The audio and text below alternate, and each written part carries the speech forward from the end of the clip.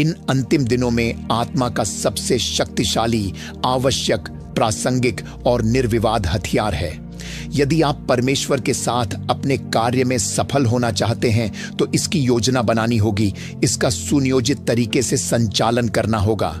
कोई भी व्यावसायिक सफलता उद्देश्यों के बिना नहीं मिलती। कोई भी व्यावसायिक सफलता रणनीतियों, योजनाओं, रचनात्मकता और कड़ी मेहनत के बिना नहीं मिलती। यदि आप इन अंतिम दिनों में सफल होना चाहते हैं तो मेरा तात्पर्य इस युग में परमेश्वर की शाश्वत योजनाओं को पूरा करने से है। परमेश्वर कहते हैं कि यह सरल हथियार पवित्र आत्मा की वाणी सुनने की क्षमता है। आत्मा कहती है कि पवित्र आत्मा की वाणी सुनने की क्षमता इस समय का सबसे सुरक्षित आश्रय है। दूसरे शब्दों में, इसके लिए सभी को अपनी आवश्यकताओं को विकसित करना होगा। इन अंतिम दिनों में पवित्र आत्मा की वाणी सुनने के लिए जो भी सिद्धांत आवश्यक हैं, कृपया प्रभु की वाणी सुनने, प्रभु की वाणी को समझने और प्रभु की वाणी को जानने, समझने और सक्रिय करने के लिए आवश्यक हर चीज पर ध्यान दें। इन अंतिम दिनों में सुरक्षा प्रभु की वाणी में निहित है और परमेश्वर कहते हैं कि हर किसी को व्यक्तिगत श्रवण शक्ति, व्यक्तिगत प्रार्थना, जीवन और आत्मा के व्यक्तिगत अनुशासन को विकसित करना चाहिए ताकि आत्मा के विवेक से परमेश्वर की वाणी को सही ढंग से सुना जा सके। परमेश्वर की वाणी क्षणिक वचन को प्रसारित करती है और परमेश्वर का मन परमेश्वर की शाश्वत योजना का भंडार है।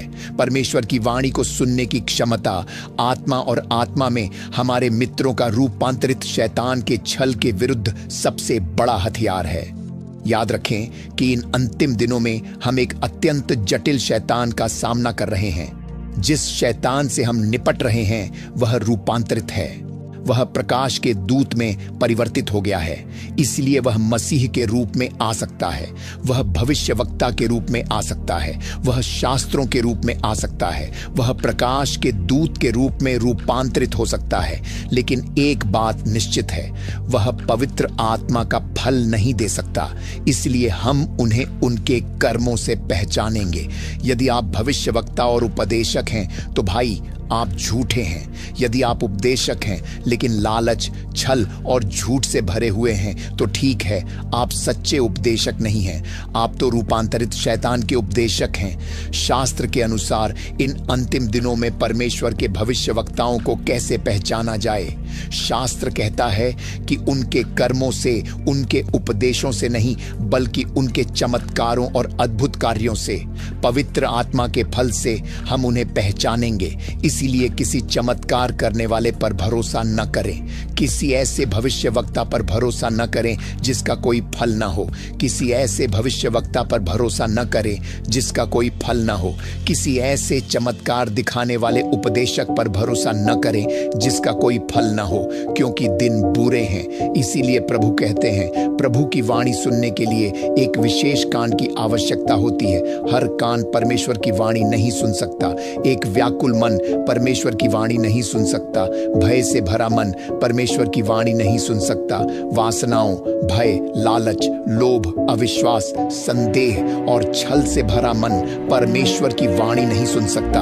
परमेश्वर की वाणी मन के कानों से सुनाई देती है। मन की स्थिति या अवस्था प्रभु की वाणी को प्रसारित करने वाली आवृत्तियों में बाधा बन सकती है। परमेश्वर की वाणी में परमेश्वर का वचन होता है और परमेश्वर का वचन परमेश्वर के मन में ही समाहित होता है। इसीलिए जब हम मसीह के मन को ग्रहण करते हैं तो हमें परमेश्वर की शाश्वत योजना का ज्ञान प्राप्त होता है और इसीलिए परमेश्वर की वाणी सुनने के लिए मन का नवीकरण आवश्यक है। परमेश्वर के मन का नवीकरण किए बिना शरीर परमेश्वर की प्रगतिशील इच्छा को ग्रहण नहीं कर सकता, क्योंकि आप देखिए, मसीह का मन ही वह माध्यम है जो परमेश्वर की वाणी को ग्रहण करता है। व्याकुल मन में परमेश्वर की वाणी सुनना कठिन होता है। वासना पूर्ण मन में परमेश्वर की वाणी सुनना कठिन होता है। कमजोर, अधर्मी, अपरिष्कृत मन में परमेश्वर की वाणी सुनना कठिन होता है। इसलिए परमेश्वर के वचन और इच्छा के संचार के लिए मन में एक संघर्ष की आवश्यकता होती है, ताकि परमेश्वर से आने वाले विपरीत विचारों, विपरीत कल्पनाओं, विपरीत ज्ञान और विपरीत आपत्तियों को वश में किया जा सके। वेरापोरा डिस्टे मेटोप्रुदासेस्ट और राहिदा का फल आह आह आह आह आह आह आह। इसलिए पवित्र आत्मा की वाणी सुनने के लिए कान आवश्यक है। ऐसे वर्ष समर्पण, देह त्याग और पिता की इच्छा के प्रति पूर्ण समर्पण के स्थान पर विकसित होते हैं। उत्तरोत्तर निरंतर अब परमेश्वर की वाणी क्षण भर के लिए परमेश्वर के मन को प्रसारित करती है, और परमेश्वर का मन परमेश्वर के शाश्वत विधान का भंडार है। अब परमेश्वर की इच्छा ही शक्ति रेखा है, वह जीवन रेखा जो समस्त सृष्टि को धारण करती है, चाहे दृश्य प्राणी हो या अदृश्य। याद रखें कि परमेश्वर अंतरिक्ष और समय से पहले थे, इसलिए मनुष्य के मन में परमेश्वर के अस्तित्व को समझने या बोध करने की कोई दृश्य बौद्धिक क्षमता नहीं है, क्योंकि इससे पहले कि आप देख सकें कि वह कौन है, आपको अंतरिक्ष या समय की कल्पना करनी होगी।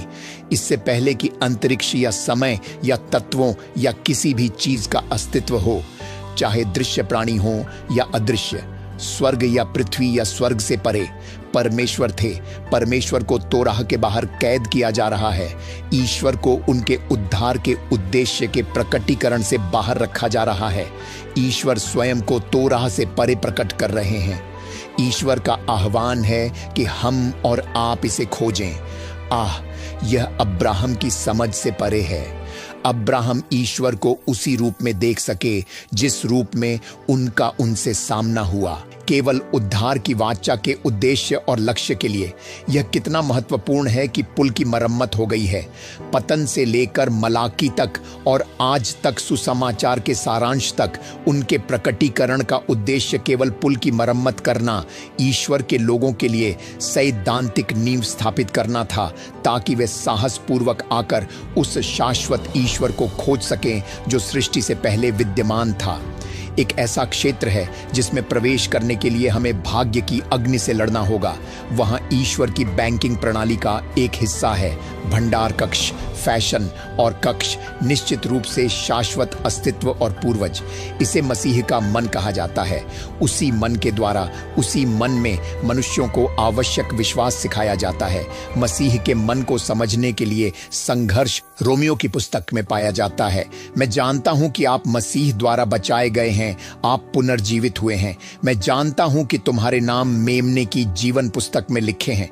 मैं जानता हूं कि अनुग्रह से तुम्हें प्राप्त किया गया है, तुमने अनंत उद्धार प्राप्त किया है। परंतु वही पुस्तक कहती है, तुम्हारा शरीर जीवित बलिदान, क्योंकि हमारा परमेश्वर बलिदानों का भक्षक है। जब परमेश्वर तुम्हें अपने पास ग्रहण करना चाहता है तो वह तुम्हें भक्षक बना लेता है, परंतु परमेश्वर हर बलिदान को भक्षक नहीं बनाता। रुखसाहिदा और शाजिया के लिए एक बलिदान को भक्षक बनाना होगा। एक युद्ध चल रहा है। भाई, मैं तुम्हें कुछ बताता हूं। हम अनैतिकता, व्यभिचार, प्रलोभन, लोभ, झूठ और छल कपट से भरी दुनिया में रहते हैं और खजूर तुम्हारे अंगों में हैं। परमेश्वर कहता है, यदि तुम उन्हें वश में कर लो तो तुम मेरे भक्षक बनने के योग्य हो जाओगे। जब मैं तुम्हें भक्षक बनाता हूं तो मैं तुम्हें अपने भीतर ले लेता हूं। जब तुम मुझ में प्रवेश करते हो तो तुम मेरे अग्नि के अनंत गहरे कक्षों को देखते हो।